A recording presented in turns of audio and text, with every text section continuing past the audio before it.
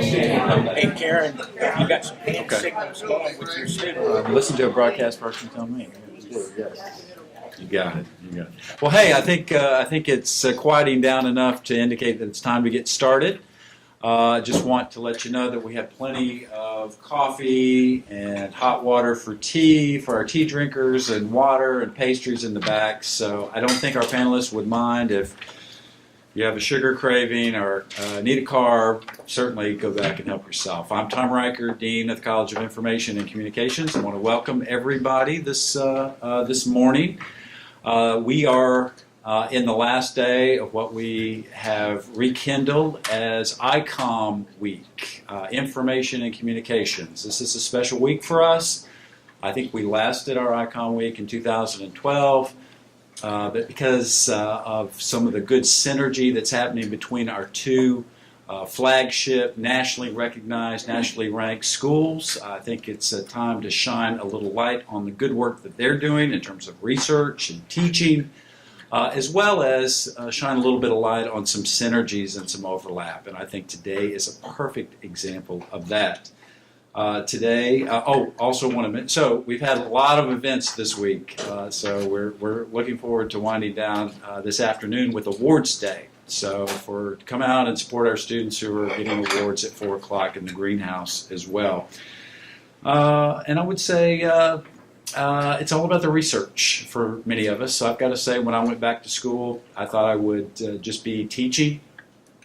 And I had my first research methods class, and my mind was blown. And I said, oh my gosh, I can do this. I can actually have an opportunity to discover something that no one else knows, and then be able to share that. And I was hooked and decided to stay on for my doctorate. So for many of us, research is a passion. It's why we're here. It's a good, in addition to teaching, it's about the research. So really excited about putting some special emphasis on that today.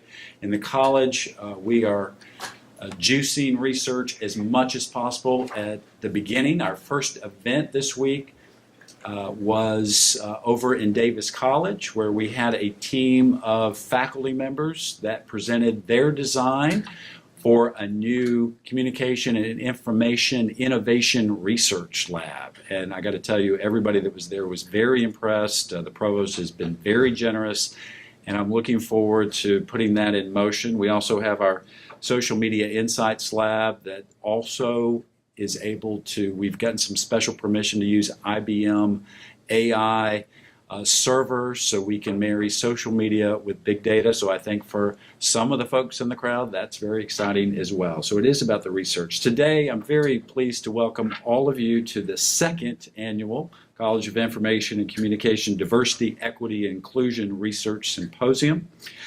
You're going to learn something new, I guarantee it. Light bulbs will go off, and you'll get some ideas for some new projects. And I'm not going to take a moment to introduce everyone. I'm thinking we're going to leave that to Dr. Shirley Carter, who I'd like to introduce. Shirley is our Associate Dean of Diversity, Equity, and Inclusion. Would you come up and do introductions for us? So thanks, and again, welcome everyone.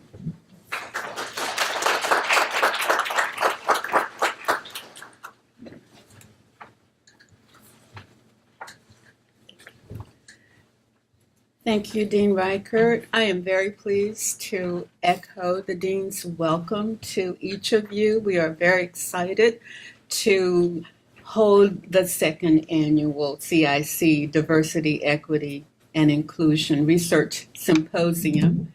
And I'm very pleased with our panel, so I will get right to it with some special introductions. First, I'd like to acknowledge the support not only of the Dean, but of the two directors, Interim Director Collins and Interim Director Kawua, and the CIC College Diversity Committee, including Dr. Clayton Copeland, Dr. Kawua, who I have mentioned, Dr. Ron Way, Professor Cecile Holmes, Professor Randy Covington, who have worked with me to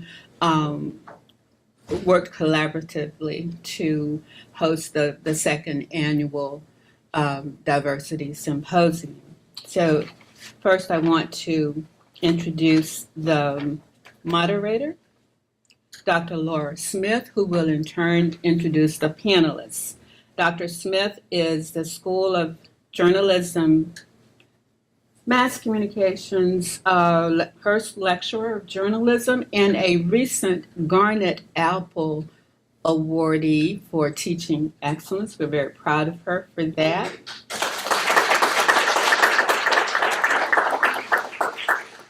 And Dr. Smith's research interests focus on journalism and electronic media in the 21st century, with emphasis on multi-platform practices, diversity, and localism in television news, and convergence and media ownership consolidation. So I am going to turn it over to Laura, who will introduce the panelists. Thank you.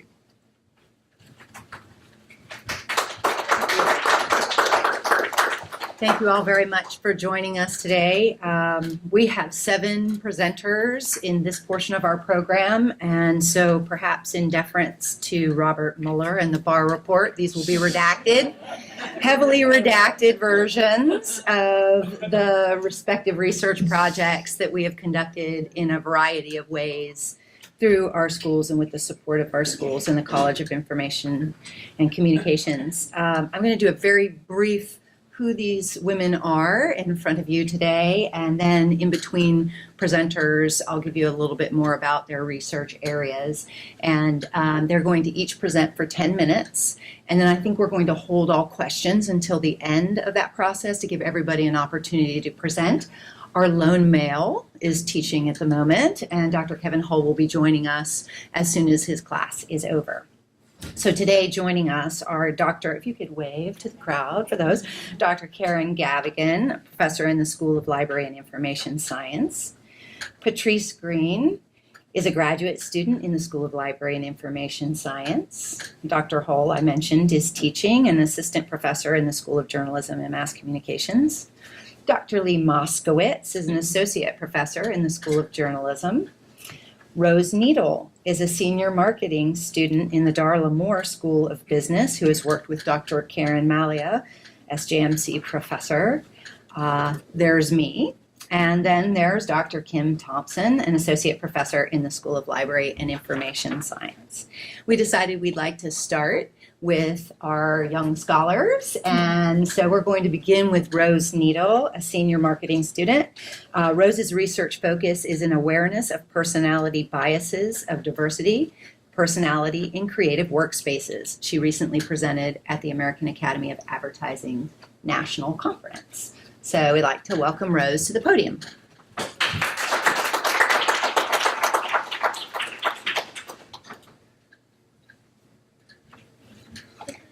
You can just, is that right? Oh, no, I'm sorry, wrong. Sorry. Rose. Here, I thought I was all prepared. Here we go. Sorry, Rose. Wrong one. It's all right here. And then your arrow right or left or click. Okay, thank you. So hi everyone. I started working with Professor Karen Malia 2 years ago. She was working on a book called Leadership in the Creative Industries. And so I took that a little further because I was really interested in the personality aspect of leading in creative jobs and what different personality types can bring to the table. So I started formulating my own project, which eventually turned into my senior thesis. So I am an introvert, and this is a very common phrase among introverts who are generally very aware of their own status as introverts. And as far as personality goes, introversion is usually thought of as kind of the minority because in TV, books, advertisements, everything like that, extroversion, being talkative and outgoing is generally thought of as the norm. And so when you look at this from an academic or psychological perspective, there's a lot of theories that go into how introverts feel as a minority representation and how this can kind of lead to marginalization and people misunderstanding introverts. So there's one theory from a Harvard Business School professor, Cantor, who talks about the theory of proportional representation. And this talks about how the minority face barriers that the majority don't face, which is called tokenism. And this does often happen with introverts, especially in the workplace where extroverted qualities are generally preferred. There's also the theory of the second sex from de Beauvoir, and this talks about that theory of otherness again, and how when you're in the minority and you're thought of as the other, then your traits associated with that otherness begin to be seen in a negative light. But actually, there are many traits that are in common between being creative and being an introvert, which many creative workplaces generally don't think of as the norm. But things like being conscientious and having an internal locus of control are in common between being an introvert and being creative. There are also many misconceptions about the mannerisms that are generally associated with being an introvert. So these mannerisms don't necessarily make you an introvert, but they're associated. Things like being shy. Being shy doesn't necessarily make you an introvert, but there are certain behavioral mechanisms that can make you an introvert, but many of these that are seen in a negative light are associated in the public mind. And so we get to this idea of cognitive diversity. And this can be thought of in many different terms, sometimes neurodiversity, sometimes diversity of personality, but it is basically the diversity of how you think and how you process information. Many times this is generally thought of as people with ASD when you think of neurodiversity, but it can also be applied to personality, especially on the introversion and extroversion spectrum. So as far as the workplace goes, I was really interested in this phenomenon called the open plan, which is seen in a lot of creative workspaces. And it basically just means taking down walls between workers and just creating an open space as a way of tearing down hierarchical types of structures. But this really started because of rising real estate costs. And businesses have said that, well, bringing people closer together and in proximity will actually create more ideas and integrate business functions when this may not necessarily be the case. And studies have actually shown that this open plan kills productivity and satisfaction, not just for introverts who may value their privacy, but for all personality types. It also raises people's levels of stress and makes people very concerned about their privacy. They begin to feel like their coworkers were watching everything they do, judging. There are a lot of trade publication articles that talk about the switch, especially in big cities, from cubicles to the open plan, and how uncomfortable the workers can feel with loud music, constant noise all the time, and people just watching you when you leave, when you arrive, things like that. And so what's created, especially reflected in the open plan, is the extrovert ideal. And that is an idea popularized by Susan Cain, who wrote Quiet, The Power of Introverts in a World That Can't Stop Talking. And what we see is that in the hiring process and once you're in the workplace with this open plan, traits that are associated with extroversion and extroverts are generally preferred. So what's created in the workplace is this fallacy proximity, that bringing people closer together equals more ideas, better ideas, and all of the research shows that this is false, that common brainstorming techniques don't actually work. They result in lower quality ideas, and that more collaboration doesn't necessarily equal more creative work being done of better quality, and also that all personality types can benefit from brainstorming in solitude. So my study that I built off of this, I sent out a survey to creative professionals, and the findings suggest that open office environments may actually undermine creative productivity, especially among introverts, but also among other personality types as well. So it was an original Qualtrics survey. We sent it to creative professionals and also freelancers and people in in-house creative departments. and measured extroversion using a previously used test, and also some open-ended questions to gauge attitudes. So the highlights of the findings we found, we had 143 respondents, very low rate of introverts, because research does say that about a third to a half of the general population are introverted. And we only had 14% who got in that range of introversion. But many of those did report wanting more private space in their workplace, or more flexibility in maybe determining a different place to work when they wanted to create or complete a certain task. But 76% of extroverts and ambiverts, which is kind of the middle ground between introverts and extroverts, admitted to at least sometimes getting distracted at work. So as far as the physical space, we asked the open-ended question, what would you change about your physical work environment if you could? And the theme we got was wanting to be flexible, wanting control over maybe working from home at some points, or being able to go to meeting rooms, and then private space when necessary. And as far as collaboration, the consensus was that when everybody was inputting an opinion and actually watered things down, slowed things down, and many people lost the creative aspect and lost the inspiration of their work.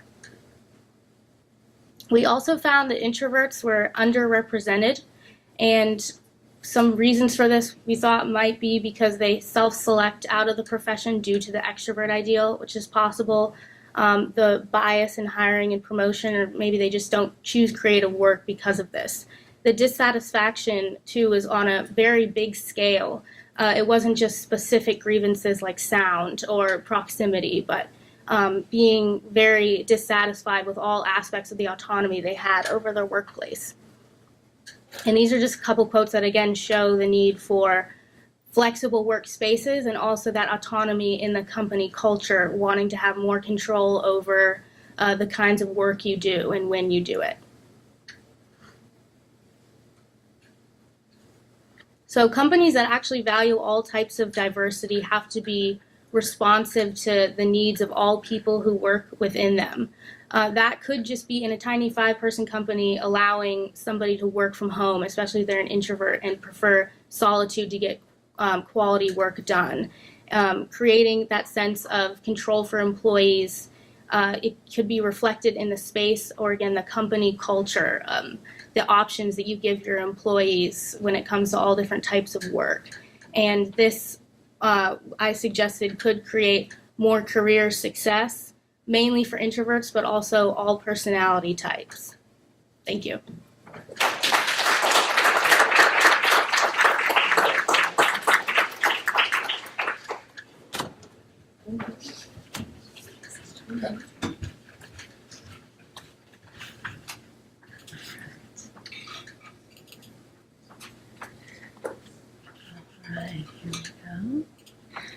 Okay, our next speaker is Patrice Green, a graduate student in the School of Library and Information Science, whose research focuses on museum studies and archive preservation management. She currently serves as a graduate assistant for the Center for Civil Rights History and Research and is a Kaleidoscope Diversity Scholar for the Association of Research Libraries. We'd like to welcome her to the dais.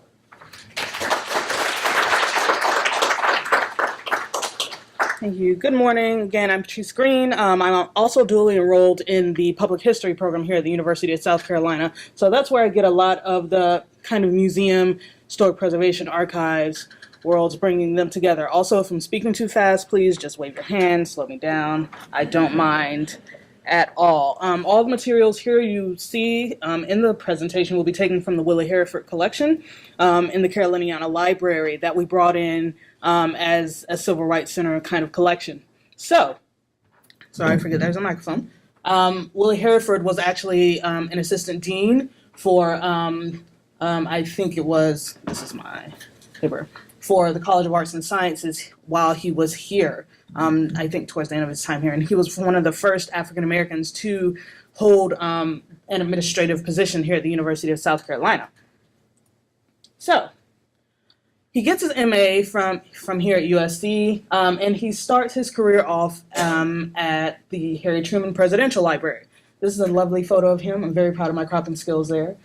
He's there from 1957 to 1968. And we're thinking about what he's going through at the time. He's got a government job that he's had to apply to in the 1950s.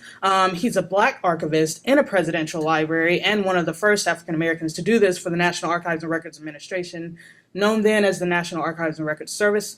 And he's navigating some trends that are, developing, some archival theories, some best practices. Nobody warned him what would happen with carbon copy paper, so now we're all dealing with that. So this is what's going on at that time. So during his time at the Truman Library, he gets, I want to say he's drafted. I'm going to say he's drafted into the military, and he is in the Army. And this was important to me because he's there for a couple of years. He gets deployed to Taiwan, but I see something I found in his papers as I was processing them. He worked on the Nike Hercules missile. It's part of the Nike rocket family that we used during the Cold War. We moved on from strategic bombing in World War II, and we want to be a little bit more specific with where we are shooting things. So we use this family of rockets, of missiles, the Nike, the Zeus, and the Ajax, all part of the Hercules kind of family of rockets to do those kinds of things. And that's interesting to me because I have an interest, and my research actually is in history of science and technology during the Cold War. So that's more of what I do. Let's see if we can... Yeah.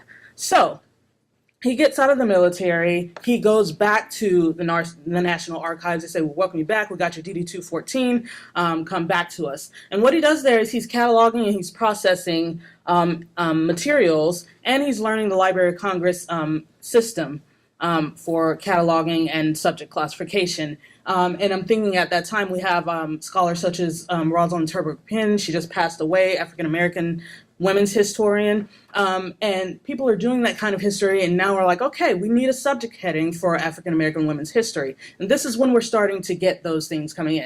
In 1966, he's promoted to the head of the audio-visual department.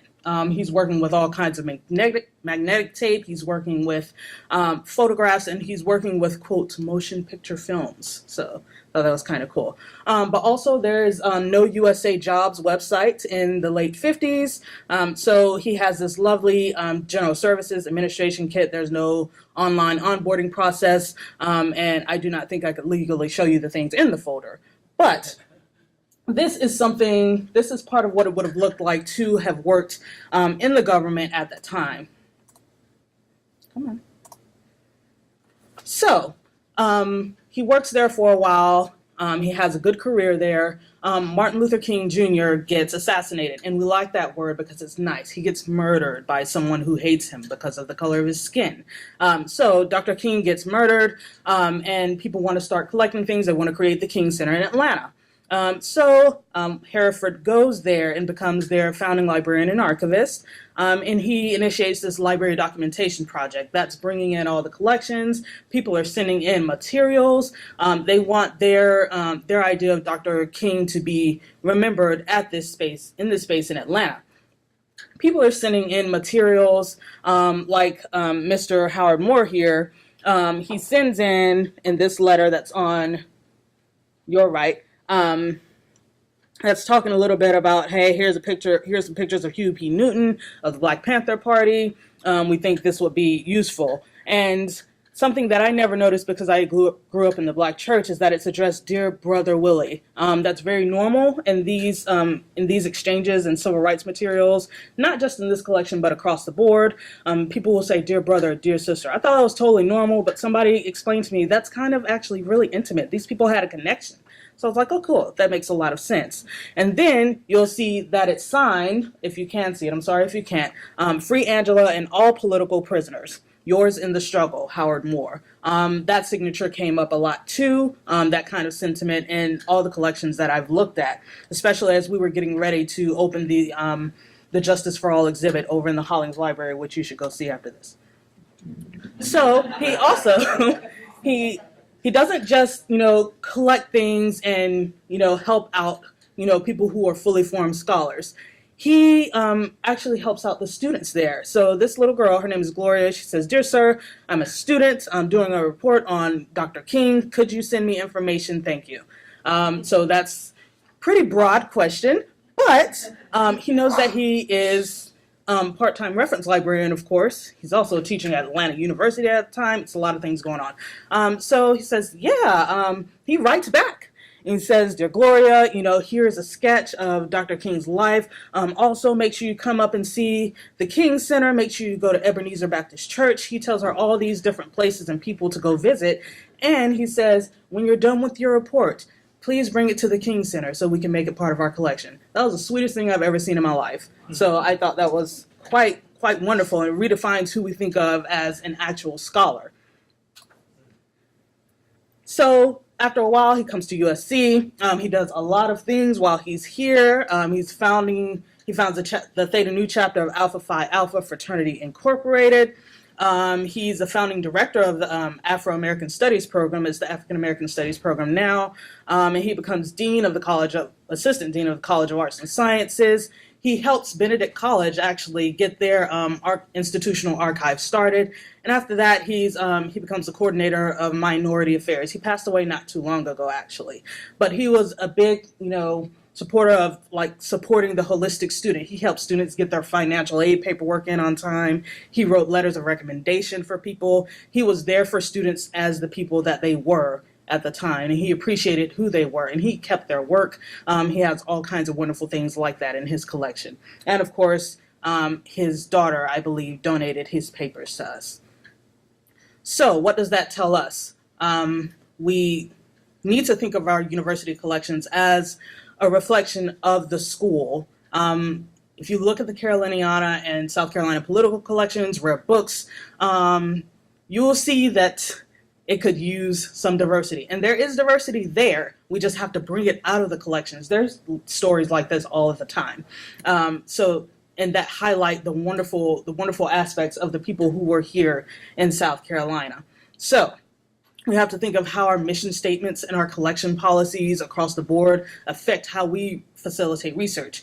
And I want to remind us that diversity, equity, and inclusion of stories like Dean Hereford's can only further solidify our status as a Research One institution. And I saw something on Twitter the other day. If you lead with diversity, equity, and inclusion, you won't run into problems later. That's not the only reason we should consider diversity, equity, and inclusion. It's about the people who are actually working at your institution. So thank you so much for listening. Go see the exhibit. Thank you.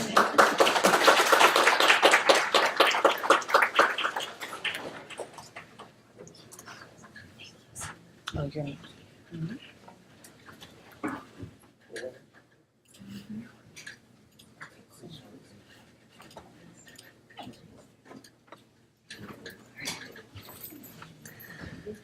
Thank you so much. Our next speaker is Dr. Karen Gavigan, a professor in SLIS, whose research interests include the use of graphic novels in schools and the ways in which school library resources contribute to student learning. Today, she's going to talk about two projects, so that's going to be really redacted. One about graphic novels and the other about, both writing and reading in two different projects involving social justice. So we welcome Karen Gavigan.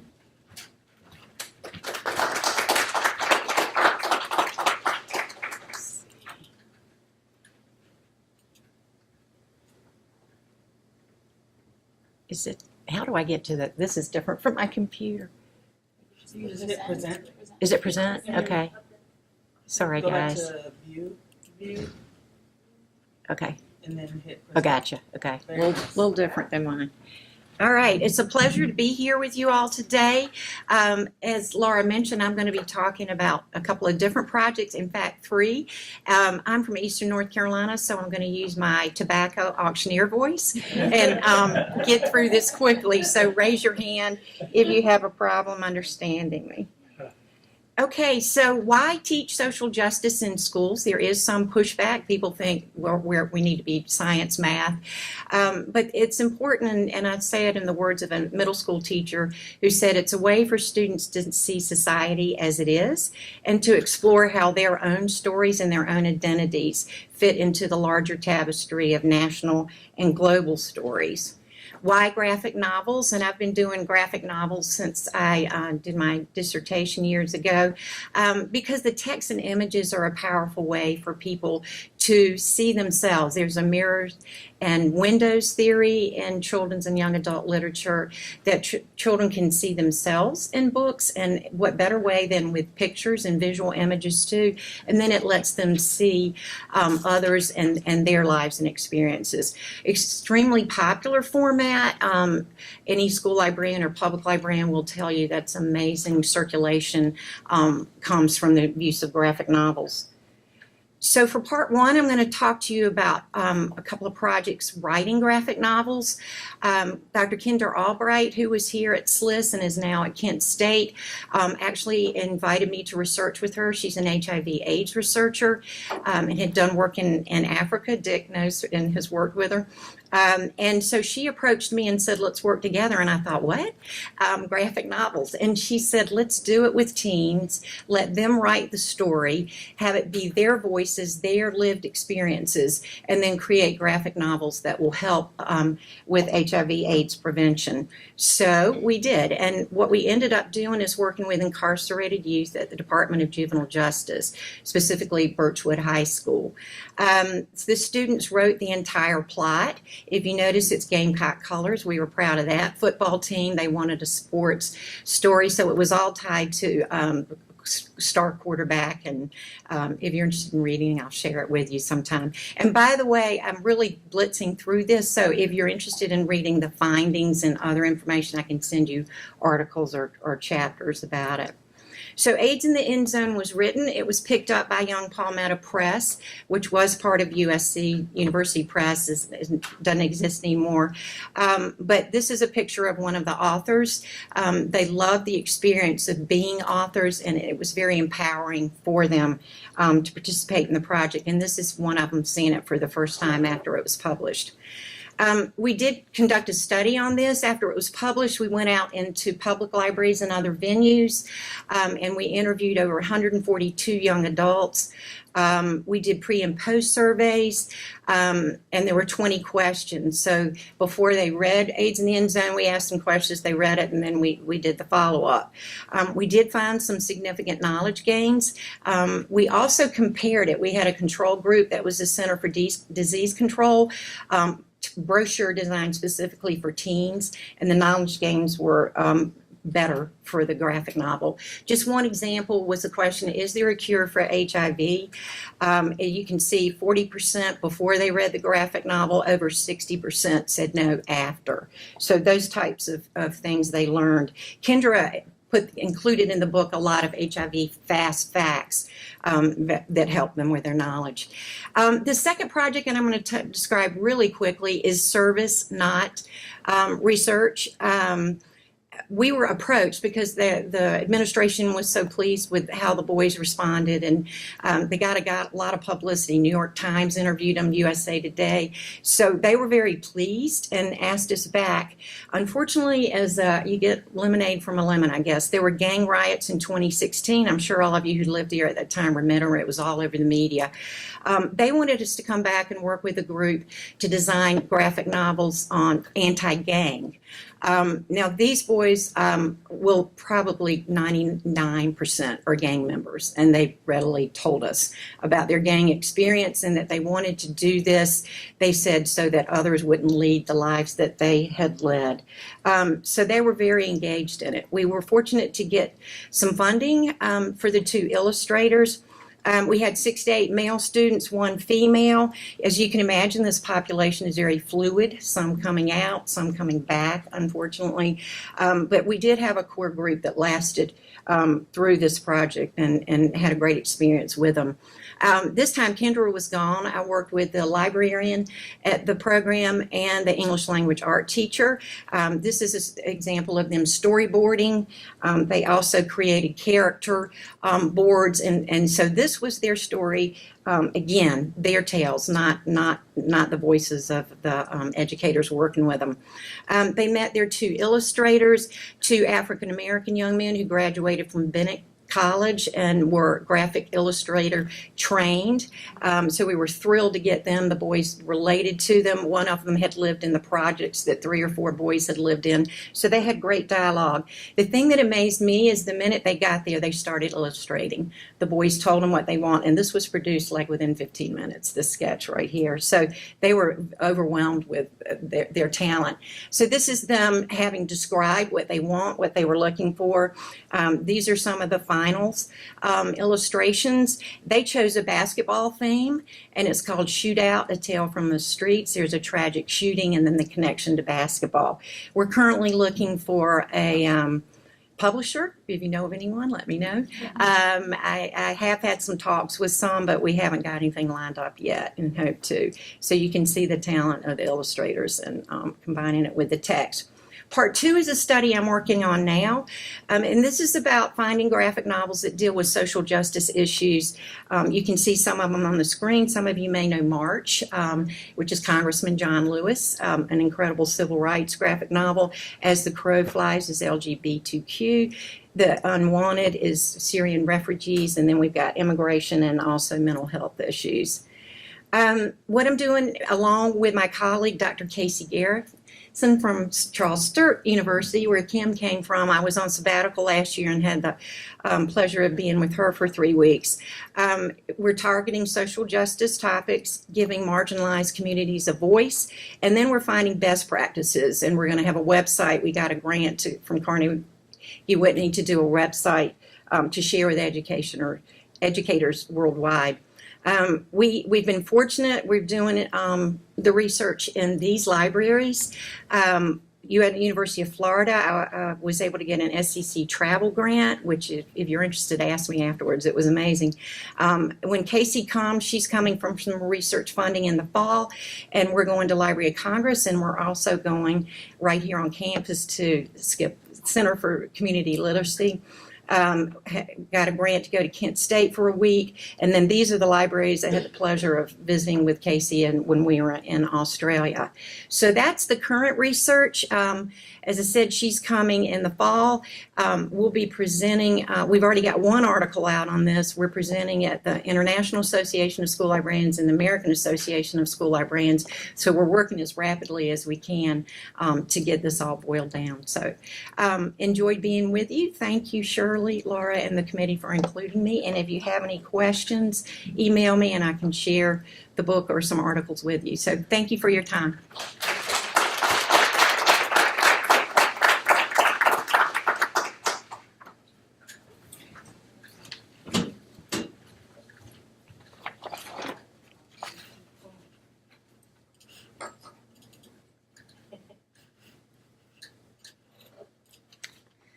All right, our next speaker is Dr. Lee Moskowitz, and her colleague, she's going to be talking today about a book project. Her colleague is one of our keynote speakers this afternoon. So Andy, welcome to you as well. We look forward to hearing from you in just a little bit.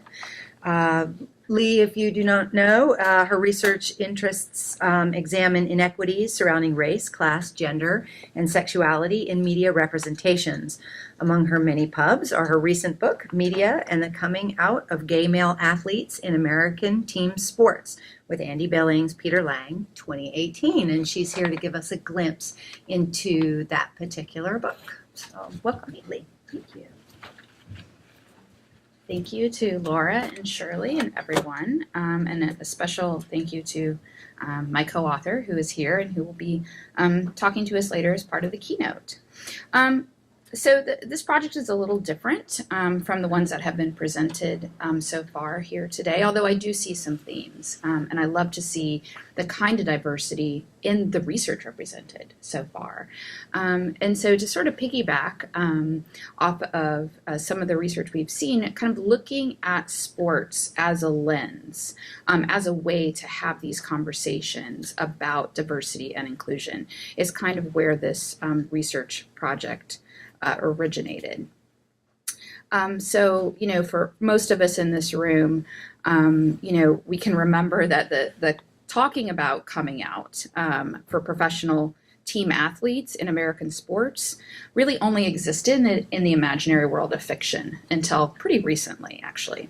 So some of us might remember Richard Greenberg's 2003 Tony Award-winning play, Take Me Out, that dramatized a fictive baseball hero who comes out to his team as gay.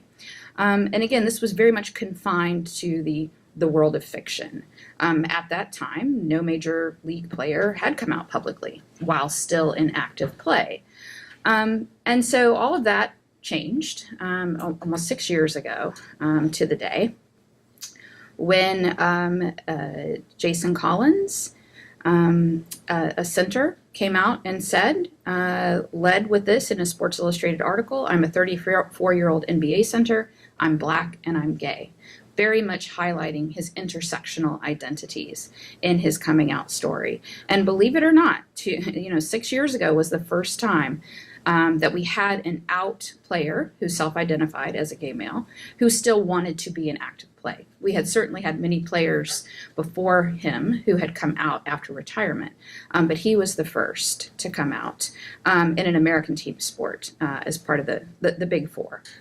A few months later, another announcement. This was from 22-year-old American defensive lineman from the University of Missouri, who said in a interview with ESPN's Outside the Lines, I'm an openly proud gay man. No one has ever done this before. It's kind of a nervous process, but I want to be a football player in the NFL.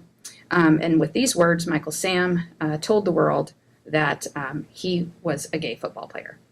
Unfortunately, Michael Sam actually never did fulfill his dreams of as an active player with the NFL.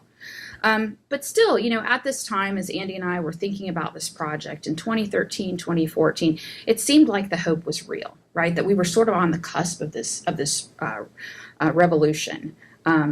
That the moment for the gay athlete, right, was actually taking shape, and that it would lead to a sort of a floodgates open, right, that the dam would actually break. And a lot of people outside of us, including media pundits, sports commentators, also said, this is the moment, right, where we're going to kind of see this flood of gay athletes. And as I'll say when I'm in the conclusion, it's a very powerful number to realize that it's zero, right? That here we are 6 years later, and at least when it comes to gay men in American team sports, we have no one who is out in an active play. And so that really complicates the story, and I think allows us to delve into these issues around diversity and inclusion. So, one of the things that we really wanted to focus on in this book project was looking at coming out in sport as a mediated act. These are very much media events, if you will, right? So this isn't the same thing as, sort of tweeting out, hey world, I'm gay. I mean, these are very carefully orchestrated media events that involve not just the athlete, but often agents, often leagues, often PR folks, often quote unquote crisis communicators, right? Because for gay male athletes coming out in team sports, it is often considered a form of crisis communication. And so our project really delved into a couple of different areas. First of all, we wanted to talk to the people who were telling these stories, right? Who were trying to tell these stories. So we interviewed several out athletes, including people like Billy Beane from Major League Baseball, including Jason Collins, who you see here also represented on the screen. We also wanted to interview their agents, who were part of this project, PR practitioners, the journalists who were covering the stories, as well as representatives from the major leagues. So representatives, for example, from the NFL and from the MLB. Another part of the project that we delved into was, of course, taking a look at the actual media coverage itself, right? So what did these stories look like as they were taking shape? What were the major themes? So in addition to in-depth interviews with a lot of the major players and telling the story, we also delved into the actual media coverage itself. And in doing so, we're really hoping to advance scholarship around LGBTQ issues in sport. And we fully understand and acknowledge the very limited scope of our project. So the book is in no way trying to be representative of the entirety, right, of the LGBTQ experience in sport. Obviously, the stories of lesbian athletes, of female athletes, the stories of trans and bi athletes are very complex. And even talking about coming out, right, as I put in quotes, even talking about coming out or talking about, quote unquote, the closet is also problematic, right, because it sort of reinforces this very fixed, stable, binary category.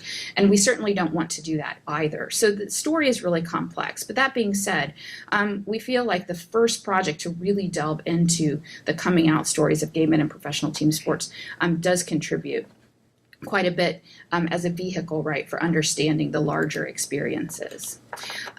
So I will say, I'm just going to highlight a couple of quick points, and then happy to, of course, field questions and send you all to the book for further information, of course. But a couple of the themes that came out in the interviews as well as in the media coverage, we really saw how it was almost as if the performance of these athletes who were coming out also, had to be situated within hypermasculinity. Okay, so both the stories of Michael Sam and Jason Collins, even though they were different leagues and different stories, really emphasized the athletes' hyper-masculine form, bodies, and physical power. And so it was very interesting for us to see how gay identity, at least in the world of team sports, had to very much be confined within the hypermasculine. So it was almost as if journalists and the athletes themselves, in fact, went out of their ways to focus on, their athletic power and actual physicality. And so that was a very interesting theme. We also saw a lot of kind of celebratory proclamations, but we also kind of give pause because alongside these celebratory proclamations about, celebrating these people as trailblazers, as the kind of final hurdle, if you will, or the last barrier to inclusion in team sports. We also understood that on the kind of flip side of that, there was a lot of coded homophobia used in the language of distraction or complication, right? So journalists saying things like, good for Jason Collins and good for Michael Sam. I just hope that the leagues can actually support a gay player, or questions about showering habits, right off the bat, like how will Michael Sam handle the locker room, and how will he manage, in terms of showering with his teammates, what's that going to look like? And so these kinds of sort of journalistic narrations, we argue, is a form of coded homophobia, and oftentimes this was linked to quote unquote anonymous sources, right, that were citing these issues and opinions. I have a few examples here that I will just quickly highlight. So, in terms of the kind of criticism that escalates, right? So you saw this kind of journalistic narration, right? So he's dropped 70 slots within a few hours. He's gone from a highly touted NFL prospect to a locker room pariah. I don't think football's ready yet for an openly gay player. And what we can see here, and what the book really unpacks, is that the burden, right? The burden for diversity and inclusion is problematically situated on the shoulders of these athletes, rather than kind of looking systematically at what's happening in the sports media complex to actually cause these problems. And then, of course, the highly publicized kiss with his boyfriend during the NFL draft really kind of pushed the limits of what media was able to kind of encapsulate. So we kind of end with this notion, a lot of us in this room love this quote by Gil Scott Heron, that the revolution will not be televised. And I would say we're not exactly sure, and I'm going to sort of punt it to Andy, who will go into more detail during the keynote to kind of talk about this. But, we sort of... we kind of end by wondering about the legacy of these stories. Do they actually serve as cautionary tales for others who are considering coming out? Because we see how media were initially positive and celebratory, but then kind of focus on these issues of quote unquote distraction and discomfort for players. And it seemed as though while journalists like to celebrate the idea of having a gay player, but there were a lot of constraints about the actual lived experiences. And so that we're hoping that in terms of this research, we can look at the ways in which systematic intolerance really remains and homophobia and racism remain entrenched in the sports media complex. So thank you very much for listening.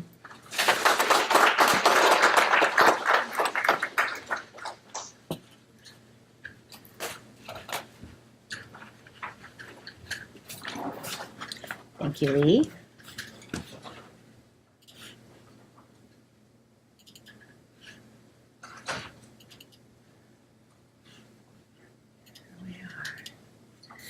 Our next speaker is Dr. Kim Thompson, who is in FLIS and is going to be talking today about research she's been conducting with Australian colleagues about the ability and inclusion in library and info sciences workforce. So we'd like to introduce and welcome Kim. Thank you. All right. Hello. Thank you all very much for your presentations. I really enjoyed hearing about different areas of diversity. And I was just looking at the title when you read it, and I say that it's in the workforce, but it's actually trying to get into the workforce. And so disabled people are the largest minority group in the United States. It's 19% of the U.S. population. The second largest is the Hispanic Latinx ethnic minority. So just to kind of get a sense of this is a minority group. The Americans with Disabilities Act of 1990 was the first legislation that really acknowledged disabled people as a minority group in the United States. And the ADA has become the international standard for civil rights for disabled people. Many countries have, since 1990, have incorporated disability policy in their own countries. However, the ADA has not greatly increased employment levels of disabled people in the United States. Fewer than 25% of disabled people are employed. However, many more than 25% would like to work. And not only is there the lowest level of employment, but also they have many other areas, statistics that no one wants to be the lead in. So highest level of living in poverty, highest level of not graduating from high school, highest level of not graduating from college, and the highest level of lacking home internet access. So there are increasing social and societal challenges to living with a disability, and these are unrelated to law. The law cannot solve these problems, right? So I wanted to look at how the field of library and information science is doing with regard to this problem. So the field of LIS and disabled people have several unique connections. First, libraries were the first societal institutions to recognize disabled people as community members and as people. There are libraries that have been continually providing special materials and services for the disabled since the 1800s, mid-1800s. And the creation of special libraries for disabled people began to become common in the early 1900s. So libraries have been very supportive of disability throughout history of the United States. The LIS profession is seen as more welcoming to disabled people as a career than many fields as well. And I think I just realized that I'm speaking really fast because I'm worried because I keep looking at Laura out of the corner of my eye that she's going to say 5 minutes. Okay, all right. So I just presented a little bit about what's going on in the United States, but actually my research is in this lovely little island down here, which is called Australia. And I was in Australia for 9 years as a faculty member at the Charles Sturt University with Casey Gavigan, and just came here in August. And so I'm continuing my research in Australia on this, and also starting to do some research with Dr. Clayton Copeland in the United States about this. So just flipping now to Australia. So that was the same stat that I had previously about the United States. And then here's Australia. It's similar. It's 18.3%. And the second largest minority is the Irish ancestry, which is 10%.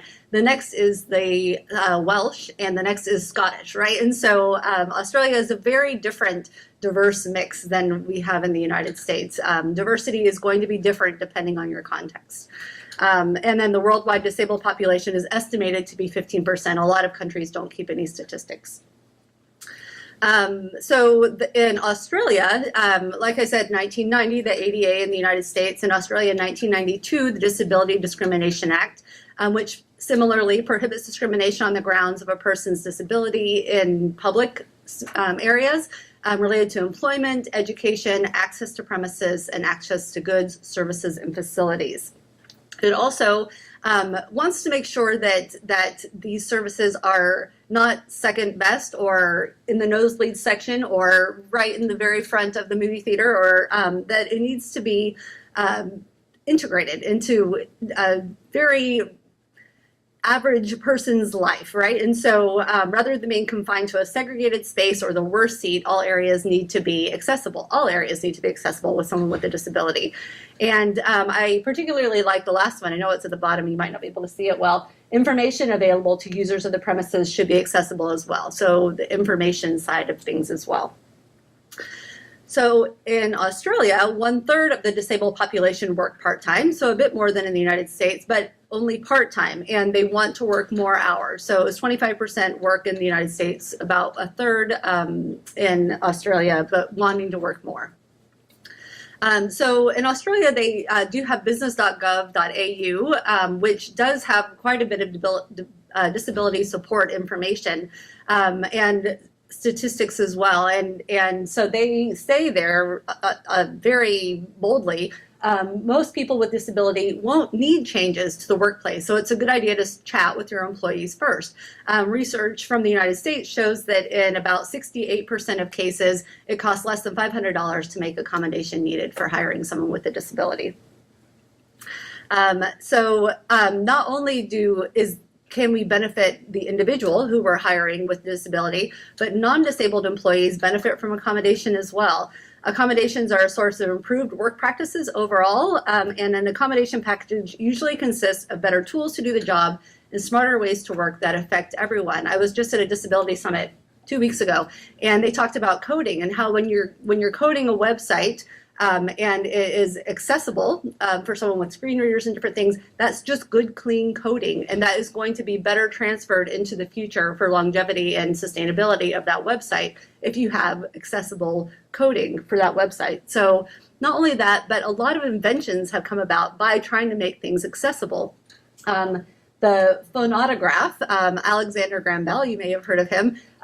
His wife and his mother were both deaf, and he worked on a lot of technology and tools to try to accommodate for hearing impairment. And so this, if someone speaks into it and it writes on a piece of wax, like a wax thing, and so then that could be recoded. It was a precursor to the fax. The patent for that is the precursor to the fax. Telephone, Alexander Graham Bell, again, a hearing device to try to accommodate for hearing loss in his wife and his mother. Touchscreen technology, better for everyone. Extra large handle grip. Who uses extra large handle grips and goes, I love this, right? Those were created for people who have dexterity reduction, right? Pull down shelving. I saw this and I thought, I want one of those. So, right, it's, you can pull it down and you can access it there. It's better for everyone.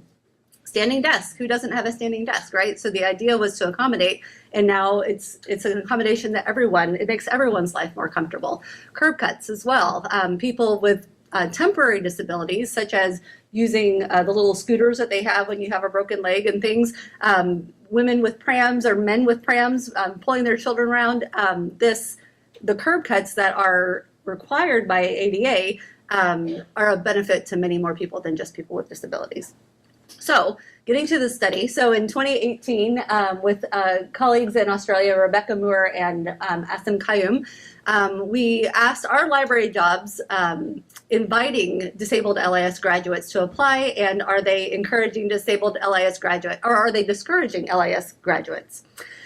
So just looking at the literature, IFLA, which is the International Federation of Library Associations and Institutions, and UNESCO had a manifesto that employ library staff to reflect the diversity of the community, right? So we want to be sure that we're inviting that diversity.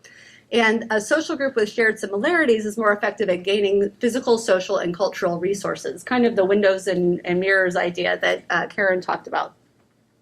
When we see ourselves in the social world around us, it helps us connect and create a sense of self by offering social comparison, feedback, and identity. So that little island down there, when you put it on the United States, it's approximately the same size as the United States, but the population is 7% of the US population. So same size of country, 7% of population. So when we did our job ad search, we did a fortnight, which if you speak Australian, a fortnight is 14 nights, right? 2 weeks. And so 2 weeks worth of data collection. We just did a pilot study looking, and there were 96 jobs that were posted on the Australian listserv. We've just done a similar job search in the United States, and we have thousands, right? So it's just a different scale because of the population size of the country. Of these 96, 41 had some wording about equal opportunity employment. So, for example, this organization is the equal opportunity employer committed to diversity. So some statement of commitment of diversity, so 41%. 8% then went on to say that to them, diversity meant women and or culturally and linguistically diverse applicants, right? So they specified what diversity meant within that organization. That could be off-putting or could not be, we just wanted to mention it. And then the majority of ads had neutral language that they just want this skill, that skill, another skill. 8 of the ads specifically said that they wanted people with disability to apply. I have underlined there, people living with disability. Some of them went into more detail. If you require specific support for applying, please advise the recruiting manager. I just was at another conference with someone who studies autism in job ads, and she said that only one word, the please advise, she would say, please tell the recruiting manager. That would be easier for someone with autism to apply. 3 of the ads said that there would be a medical examination, and one of the ads specifically said there would be a medical examination to see if someone was fit to carry out the duties, which were leadership, research skills, ability to communicate well. So we didn't really see a connection between the medical exam and what they were saying.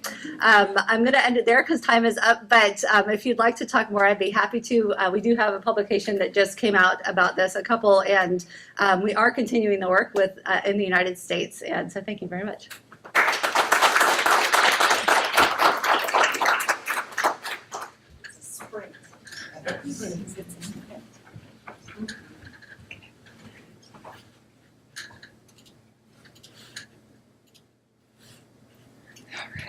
Our next speaker is Dr. Kevin Hull, an assistant professor in the School of Journalism and Mass Communication, and his research focuses on sports journalism and the sports media, often how groups are covered in race, gender areas. And today he's going to talk specifically about Spanish language Instagram accounts of Major League Baseball. And so I invite Kevin up to speak. I appreciate it. I'm gonna download this a little easier here. Maybe.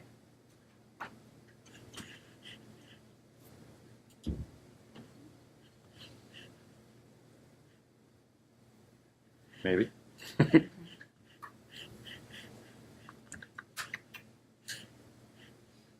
we go. We're going to do it this way. There we go. All right. Thank you, Dr. Smith. Thank you, Dr. Carter, for inviting me here today. I appreciate it. It's great to have Dr. Billings here as well. He's been a big-time leader in the sports media, sports journalism kind of research as well. It's great to have him here. And as a member of the sports media research kind of community, we always joke it's kind of impossible to do a study without citing him, and this is another example of that. So the paper I'm talking about here is, as Dr. Smith said, kind of talking about Spanish language Instagram accounts of Major League Baseball teams. I'm a big baseball fan, and so this paper was something that was very interesting to me. It's published in the Howard Journal of Communications, and I co-authored it with two of our doctoral students, June Kim and Matt Stillwell, so that makes it extra special. So literature review, as we talked about a little bit in the previous paper, there's a lot of Hispanics here in the United States, 58.9 million. It's the largest ethnic minority we have here, and it's only expected to grow and grow and grow, estimated to be 111 million by the year 2060. So you can see this is one of the fastest, if not the fastest growing minority that we have here. And what we found is that Hispanics are very big Major League Baseball fans. In fact, they're 6% more likely to be baseball fans than are white Americans. So they are very into baseball, they love going to baseball, and they want to follow it even more. And that kind of leads right into social identity theory, which says that individuals' sense of who they are is based on their group membership. And that goes kind of two ways for this study. Not only are Hispanic baseball fans proud to be Hispanic, but they're also proud to be a member of that sports team. I'm proud to be both a Red Sox fan and I'm proud to be Hispanic. You can be both of those things. So this study kind of melds those two together. And in order to make Hispanic fans feel more kind of at home at the ballpark, several Major League Baseball teams have started to try to actively recruit these fans. The Arizona Diamondbacks, the story article here said the Diamondbacks make Hispanic outreach a top priority. They were actively going into Hispanic communities, offering them special deals, having special ballpark nights geared towards Hispanic fans. So they have these special Hispanic nights, you can see. Major League Baseball did an entire campaign called Put an Accent on It, and where you could see that baseball players for the longest time, you can see Robinson Cano in the lower right down there, his name was Robinson Cano, but a couple years ago, they now allowed these Hispanic players to put the proper accent on their name as well. That was a big development for both Hispanic fans and the players, because this is actually how their name is spelled. So it was a big deal to those players and as the fans as well. And obviously, the players look like a lot of these fans because a third of Major League Baseball players are Hispanic. So when these Hispanic fans go to the game, they say, that guy looks like me. I have the same last name as that guy. And that makes them more willing to go and more interested in kind of being part of the game. So they've also created these Spanish language social media accounts. So this is the official Major League Baseball page. It covers all of the teams, and they tend to focus on specific players, and so it's all in Spanish. And so the purpose of this study was to examine how specific team accounts are trying to recruit Hispanic fans as well. So not the league-wide account, but the individual team accounts. And so that led us into our three research questions, which do Spanish language MLB accounts primarily show Hispanic players? How do they showcase Hispanic culture? And do these posts with Hispanic culture and players get more engagement? By engagement, I mean likes and things like and comments than players with our posts without the Spanish language. So the first thing we had to do was to find all these Spanish language team accounts. And how we stumbled upon this study was we actually found the Yankees team account, that they had a Spanish language account. We were like, all right, well, we found the Yankees one. Now let's find all the other ones, and that'll be really easy, and then we'll get our study. Well, it turns out there were only two teams that had them.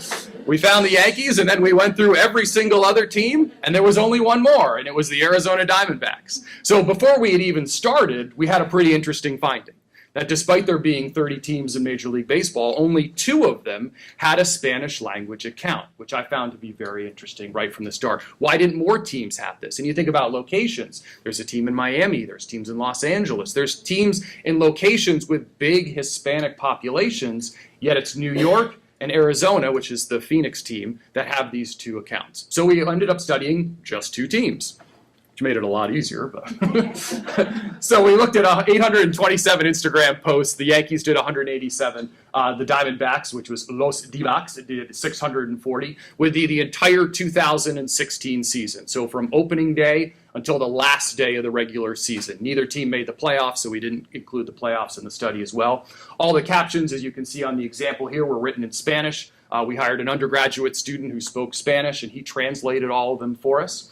We looked at the pictures, the captions, and the number of likes on each, and then we coded the players in there, the ethnicity of the players, if there was Hispanic cultural references, as well. So what we found is of the 618 posts that contained either a photo or a video of a player, almost half of them displayed a player of Hispanic ethnicity. So that would be the 303. So you can see we broke it down by Dominican Republic, multiple players, at least one of Hispanic descent, Venezuela, Cuba. And we kind of added those up, and it was half, which we thought was a pretty remarkable finding, which we'll talk more about in a second. 7.5% of the posts displayed some sort of Hispanic culture. Now, to make sure that this was actually towards the Hispanic accounts, we also looked at some English language ones either. So we pulled up the English language Diamondbacks one and the English language Yankees one, and they had 0 posts with Hispanic culture in it. So that shows that these accounts are actively showing when they have special nights and when they have bands in town that are kind of these Spanish language, Hispanic popular bands.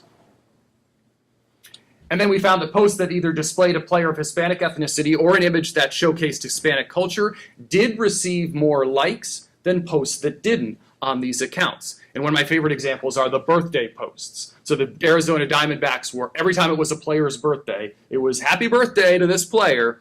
So the Hispanic players always got more likes. So you can see David Peralta, who is not a good player. He is not an all-star. He's not, he's not the guy you're going to be telling your grandkids about someday. And his post gets 223 likes. And then we have all the English language, or the American players. In fact, one of them, Paul Goldschmidt, who was really one of the best players in baseball. And David Peralta gets more likes than him.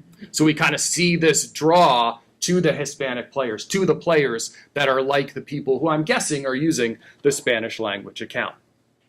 So obviously the big finding is that fans did appear to be greater supporters of the team's Hispanic players and their Hispanic cultural events. And it kind of gets into things that we see in research that Hispanics find important. And the idea of family is very important in the Hispanic community. And this was the post that got the most likes of any in our sample. And that's Alex Rodriguez. This was his last game. And there were 3 posts that night. There was one of him standing in the batting cage beforehand. There was an action shot of him. And then there was this picture of him afterwards hugging his kids. This picture, showcasing family and Alex Rodriguez, had the most likes of any post in our sample. It was kind of like the perfect storm of everything that the Hispanic followers would have liked. And so that got the most likes. It shows that importance of family. And then it also showed the importance of Hispanics for marketing. Not only did they show players on their team that were Hispanic, but when other teams were coming to town, they showed Hispanic players as well. So the Blue Jays are coming, they show the guy from the Dominican Republic. When the Giants are coming, another Dominican Republic player. And when they show the Dodgers, it's the player from Cuba. So they're saying, hey, not only are our players Hispanic, but we've got Hispanic players coming to town too. So you'll want to see those guys as well. So it kind of shows that these players are being used to sell tickets and get excitement up as well. This was an example. The Diamondbacks had a special Hispanic Heritage Day, and they changed their uniforms that day. You notice they say Los D-backs, another very popular post for the Diamondbacks. So as we think about social identity theory and kind of applying it to sports communication and fans, that it's not just I'm a Diamondbacks fan, I'm a Yankees fan, I'm a whatever fan, that their personal ethnicity is also just as important when they think about their social identity. That the fact that I'm Hispanic is just as important, if not more important, than being a fan of the Diamondbacks. And so we found that to be one of the big ones. And so practical implications as well, that this stuff works. When these Hispanic accounts show the Hispanic players and show these cultural references, they got more likes, they got more interactions, they got more comments, and it could be a way to possibly kind of increase Hispanic fans and increase that engagement to kind of get them maybe to come out to a ball game, maybe buy a shirt, maybe buy a hat, and get people kind of excited as well. So kind of update with the article, it's published about a year ago. Since we published the article, things have happened. And 17 more teams now have Spanish language Instagram accounts. So for my own research, I was glad it had 2 when I did it. Now it's a lot more work. But I think that just shows that teams have recognized this, that there is a demand for this out there, and there are teams from all over the country that have created these accounts and kind of show that this is a great way to reach these Spanish language speaking fans and our kind of to showcase our Hispanic players as well. So great. Thank you so much. I appreciate it.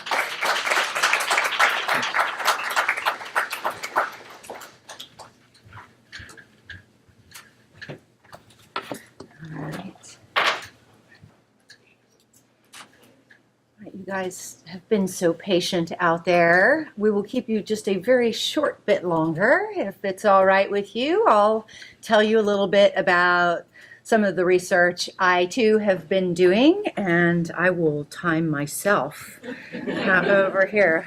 Hopefully I won't forget to pay attention to my phone.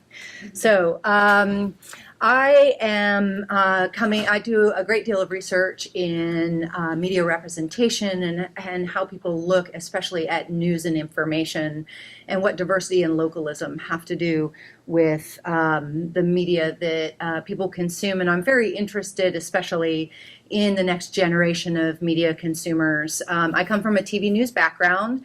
Since 2000, I've been working in academia. For nearly 20 years, I have been studying the role of news in society. And my current project is an extension of one that I've been working on since 2013. Back then, I had read Poindexter's book on millennials, news, and social media. And what she was doing was comparing millennial news consumption to baby boomers and trying to understand these historic trends that happened between these two time periods, and sort of been bemoaning the lack of consumption among media millennials when it came to news. And I was working at the time at an HBCU in Austin, and I felt like what I was reading, I love Paula Poindexter. She was the chair of my dissertation committee, so I love her greatly. But I wasn't seeing the same information relayed in the same way with my HBCU millennial students. And I wanted to understand that a little bit better. So I actually deployed the same national survey that she did on my campus where I was working to try to understand why I was seeing some differences in their media consumption. So these were some of the numbers. This was a very big survey and a whole book, but generally the millennials that she surveyed in the national study gave a lot of D's and F's to the mainstream media for their coverage of millennials, often negative associations about violence and crime and trouble, and that the news is bad and depressing. And in particular, talked about that millennials were often either overlooked or excluded or portrayed as being lazy or lacking focus. And so they were not too happy with what they were seeing in the mainstream news media. So in my study on HT's campus, I saw those numbers exacerbated even further, where we had fewer A's and a whole lot more F's. And I thought, okay, well, that makes some more sense with what I'm seeing, but I'm wondering why I'm experiencing that difference. And of course, my students overall were not just millennials, they were also minority millennials. So I threw an extra question in on the survey on my campus, and I asked them about what they thought about the mainstream media and their coverage of minorities. And when you add that into the mix, you start seeing some interesting questions. Although the 11% of my respondents at that time said that they gave the media an A for including minorities more, the number of D's and F's were really quite important, and the number of F's were very important. So that was my qualitative research on that area, and I've since leaped a little forward with that. I wanted to understand, in that national study, millennials said they were likely to have an abundance of positive ideas about news in childhood. My HT study often said that, this was scary, bad, deceptive, misrepresentative. And I was wondering what was going on there. They talked about it as a black male, you have to watch out. The HT students were significantly more likely to report someone in their childhood said that being informed about news was important. So they were growing up with a culture of news, and they were being told that news was important, and yet they were very unhappy with what they were seeing. So I was wondering what was going on here, and I thought maybe, I learned a lot about this, about how a lot of Black families, there's the talk about security and what it means to be secure in the space as African American. And I thought, I wonder if there's a talk going on around media as well, and maybe they're being having these discussions in their early childhood experience. So I thought, well, qualitative work is often a very good way to go to gather that sort of information and try to understand what's happening. So I wanted to dig a little more. I have a typo. I'm so sorry. Institute of African American Research here at USC gave me a lovely grant to conduct this research. I'm in the second year of that. I have done 4 of the 5 focus groups that this study is supporting, semi-structured research. And my first 2 were with communication majors, and the next 2 were from African American students from across campus. And I used African American Studies faculty to help recruit participants for my focus group. And much like the national NHT studies, you know, a lot of C's and D's on coverage of millennial, saying that largely they felt like they were absent from the coverage. But when they were included, it was typically from either doing something really stupid, some dumb thing, like we don't want to have children like our parents, or millennials are killing department stores and ruining everything. Sometimes they say local news does an okay job, but typically someone has to do something really extraordinary before they get noticed, like getting into 8 Ivy League schools. I saw that this week on the national news about a young woman who got into 64 schools, and it was that sort of coverage that they get very tired of seeing. Compared to the quantitative study, the students I've spoken with so far graded the media far more harshly regarding their coverage of minorities, almost exclusively D's and F's. Now, historically, things have changed some since 2012 to the present time, and I think there are some things worth paying attention to there. They said, I can't give them an F because we're here, we're there. When we're on, it's like something horrible. I'm not going to say it's never good, but the only good thing you see about minorities a lot of times is you've got to be a celebrity or do something so out there, like so amazing, that they're just like, oh, we got to cover this. They're almost forced to do it, you know, that kind of thing. There are lots of likes in this focus group language, you might notice. I said a D, honestly, because I can't remember the last time I read an uplifting article about someone, a minority. But I can't give them an F because there could be an article out there. I'm not just saying I haven't seen it. With social media now, like news, you see news all the time. So if you haven't seen the article, then it must not be that important to someone.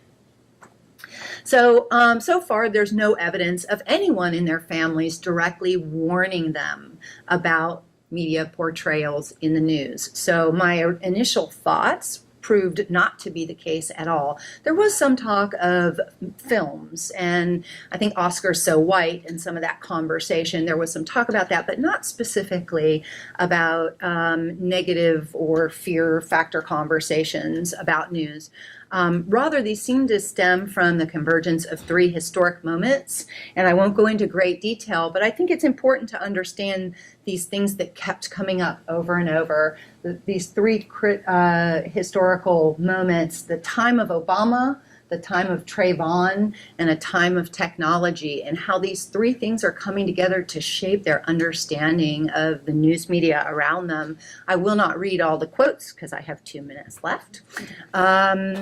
So they were primed into news media with the election of a black president. A black man became president, helped them engage in the news media and politics in a deep and extremely personal way.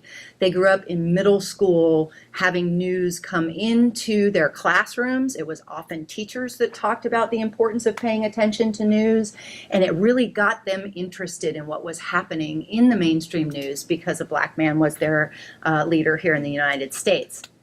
So they're primed, and then Trayvon Martin happens. Right? And so many see Trayvon Martin's death and Zimmerman's trial, and the trial was very important, as watershed moments that demonstrate what's wrong with the mainstream media.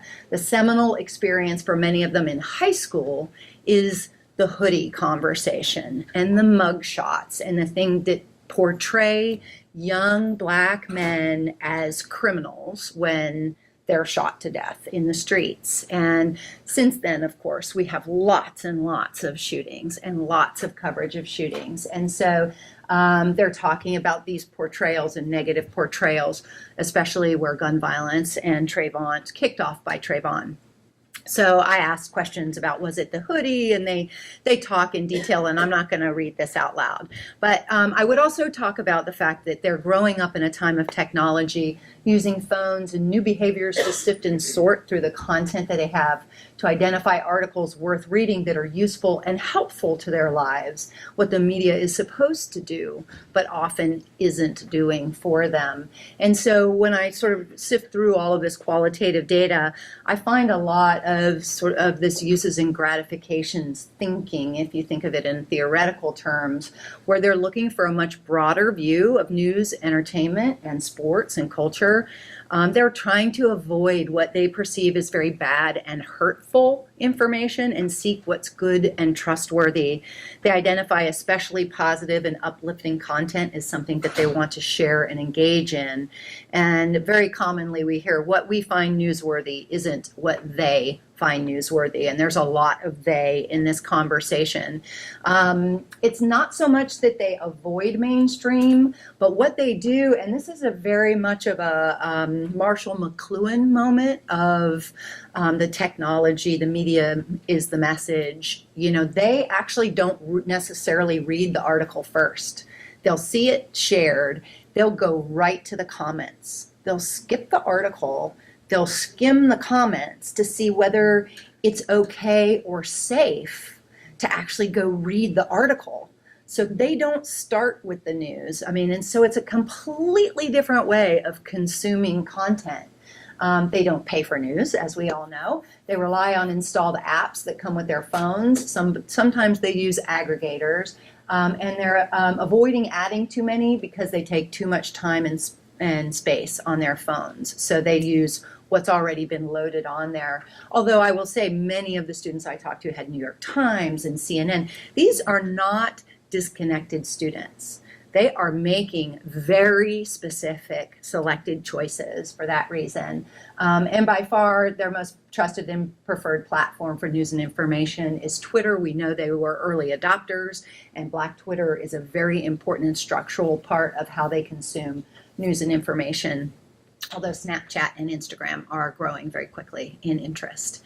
So that is a quick snapshot of where I am with that research, and my time person should have been waving, you're out of time, in the back. And but now I'm going to be putting on my moderator hat, and I believe we have a few minutes to open up the floor to questions. We have a broad spectrum of research presented today, and I'd like to open up the floor to questions for our panelists, should you have questions. Yes. I just wanted to compliment Patrice on her coverage of Willie Hereford. I knew him as a reporter, and he was a wonderful resource. And when I came here and was teaching in senior semester, an issue came up, and I said, I think Willie Hereford is retired. He probably listened to you. And he said, come on out. And we spent a wonderful afternoon with him, and the boxes in his house were stacked to the ceiling. It seemed like Bobby Donaldson was at that point working with him to donate his papers to the university, and I'm really happy that that resource is there, because my student got so much out of just sitting and sort of absorbing all the experience he had had in life. And he got a story out of it, too. Questions? Yes. I'm showing my ignorance here, but help me understand when you're doing these content analyses. Can you, and if you can, did you identify who it is that's doing the posting? I guess the cynic in me wants to ask, are you inferring, or are you able to empirically show that these posts are really coming from the audience that you believe that these Instagram sites were set up to attract? Kevin, can you repeat the question? Members of the family or the leagues, sure, hiking this. I guess it's a qualitative question about the quality of the research. Sure. So I would say, so the accounts are verified. So we know that it's coming straight from the Diamondbacks or the Yankees. So we know that, they've taken these steps. Since they're verified, we know that they've taken the steps, and the Instagram has said, yes, this is Los D-backs is the Diamondbacks account, and Yankees baseball is the Yankees baseball account. So they've confirmed that that happens. As far as who the fans are, that part we're not totally sure about. I mean, are they all Diamondback fans who follow the Diamondbacks account? Maybe, maybe not. Maybe they're just Hispanic baseball fans who are looking for these Hispanic accounts. It's kind of hard to say. I guess the argument you would make is that's kind of a random variable. Maybe it's true of all these league Instagram accounts. I came up, and I'm a quant, right? Sure. I was a quant. But I'm just wondering, and I know almost nothing about Instagram, but, I guess the question really becomes, is there a way to find out more about who these people are that are doing the posting? Oh, so like who's posting for the Diamondbacks account? In other words, if I were to comment, right, that's what you content in. Sure. Right? We looked at the number of likes. So you can say, I like this post, and then a heart would show up. So we have no way of knowing if all those people are Hispanic or not. But we kind of made the assumption if you're following a Spanish language account, you at least speak Spanish. We felt like that was a safe assumption to make. Or else you're just looking at the pictures, which I guess is what Instagram kind of is anyway. But I think it's probably a safe assumption that at least the vast majority of the followers either speak Spanish or are Hispanic. One last stupid question. Can you actually make comments? Yes, you can comment as well. Yeah. So do you find, is there more evidence in the comments that these are actually coming from fans who are not, family members, or I'm thinking, Sure. How you plug Amazon books, Right. publishers. Well, there's a lot of comments, so unless their families are huge, they're more than just family members. Yeah, I mean, there's hundreds and thousands of comments. So So you analyze the comments and you're able to get more. We did not analyze the comments because kind of inside baseball.